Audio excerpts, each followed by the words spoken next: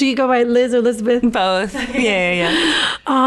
You are holding it down for the females in The Chosen. It's nice to hear. I mean, just watching you on screen. I mean, from your first episode, I think male, female, we were all torn up just by the beautiful encounter that you had with Jesus. Talk to us about your role in The Chosen and being that female you're holding it down for us. Well, it was incredible to read the first few scripts and see how well they wrote women. This is, the New Testament, the Gospels. It is very male heavy, male driven. It's the 12 disciples. Everyone knows, even the church, the Catholic Church, and it's male dominated. And I've always wanted to know more about the women in the Bible. I wanted to be able to identify more with, especially the New Testament. And so I was so excited and so grateful for the writers for opening the whole season with the whole series with Mary Magdalene and her, trauma, her past. They fleshed out this really believable backstory that makes her her demon possession and her PTSD and trauma makes sense and be relatable for people who've also gone through that sort of trauma. So I'm grateful to be able to represent any of this, but also watching them write these female characters and having them develop and grow over the seasons. And season 3, there's a lot of female energy in it, which is really exciting, and also just I'm so proud of them to make that change in Christian media. Yeah, seriously. And I always, as a minister myself, I'm looking for that the female example, and I'm like, Mary Magdalene was the first one to share the entire gospel of the risen Jesus Christ, that wasn't a man in the Bible, that was a woman, so I'm like, where is that representation? So it's so awesome to have you doing that for us on screen. How has The Chosen ministered to you in just being in this role for these years? Oh, it's been life-changing. It's made me revisit the Gospels, and after playing out these stories, I'm like, wow, that's in the Gospels. I don't remember that from reading it as a kid or what, these stories of healing and Jesus' messages of love, and these parables that are embedded with so much truth and love and really esoteric meanings that it's intense stuff and really beautiful. And I almost feel like every time I've gone to churches or I almost feel like I'm missing out on so much of the depth of the Gospels. And so I feel like The Chosen has opened that door for me. And just in my own personal life, to be able to have the joy of being a part of this show has, opened up my, hope and my heart in ways I wasn't expecting. Oh, I love that.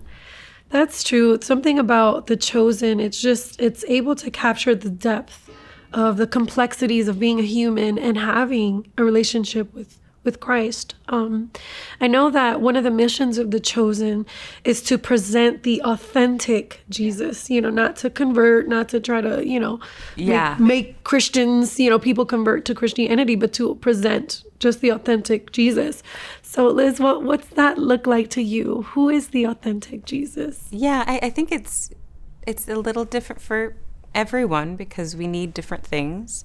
But for me, it is this presence of pure love, unconditional love. And I think my character has been able to experience that and showcase that she's kind of always running away and that Jesus is still there. Wow. And forgives and loves. And there's a line he says in season 2 to Mary of it's over. pretty much like, forget about it. Stop holding on to your pain. Stop holding on to your past or your sins or your transgressions. Like, it's over. It's every moment is new. Every moment you can be renewed in that love. And so I think that's the thing that keeps returning to me. That's awesome. I know in season 3, there's going to be just a little bit more in depth struggling and wrestling with the, like, God and the characters in it, or Jesus and the characters.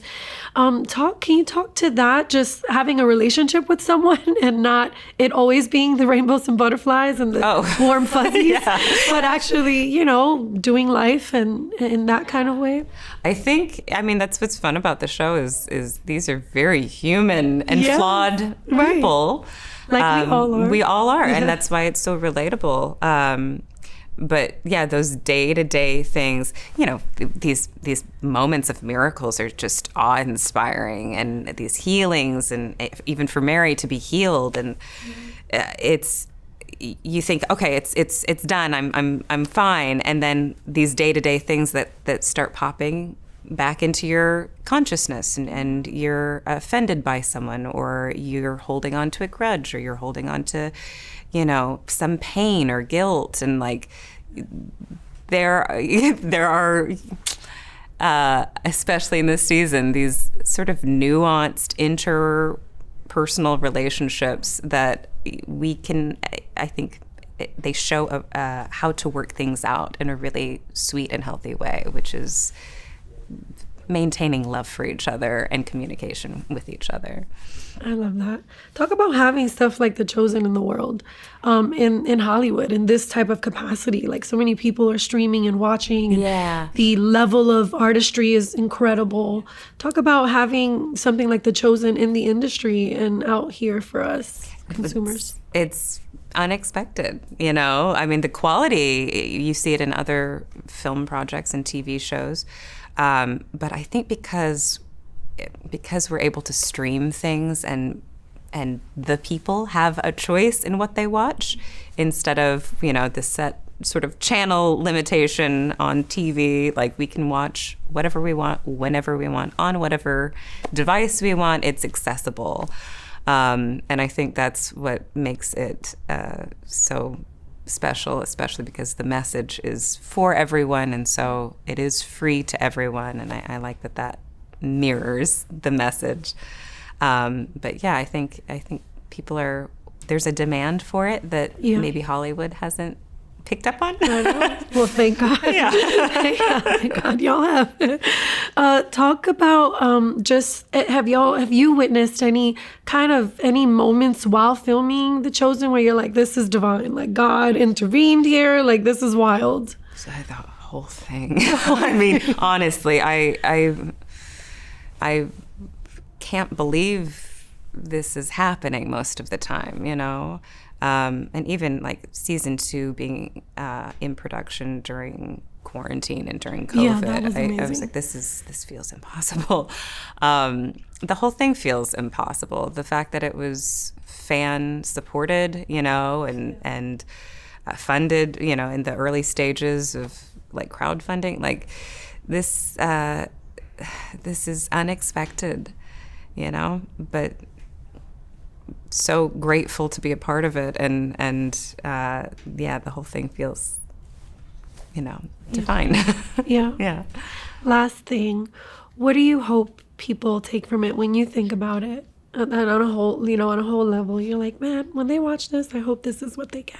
I hope they get some hope out of it. I think that's what people are needing right now, and probably have always needed. But I think when times are tough, this world is challenging and can be really dark. I think media and Hollywood sometimes adds to that, those fears and anxieties and nightmares, and I think The Chosen is offering this sort of content to inspire hope and love, and inspire us to make better decisions in our lives. Thank you so much. Thank you for so being great here. meeting you. Yeah, of Appreciate course. it.